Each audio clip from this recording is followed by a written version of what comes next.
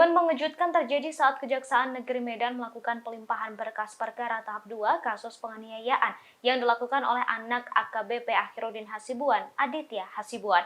AKBP Akhirudin Hasibuan mendadak murka hingga menampar ponsel milik wartawan.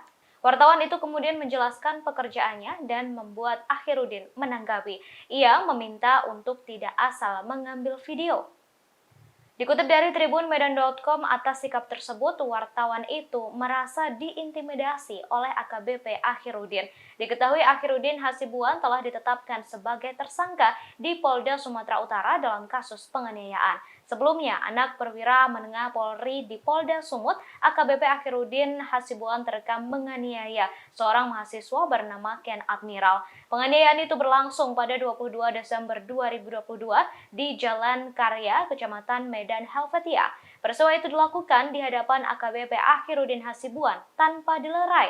Buntutnya AKBP Akhirudin dicopot dari jabatannya sebagai Kabag Bin Ops Direktorat Reserse Narkoba Polda Sumut. Kini ia ditempatkan di tempat khusus di Bid Propam Polda Sumut. Di luar tahun ya, Pak.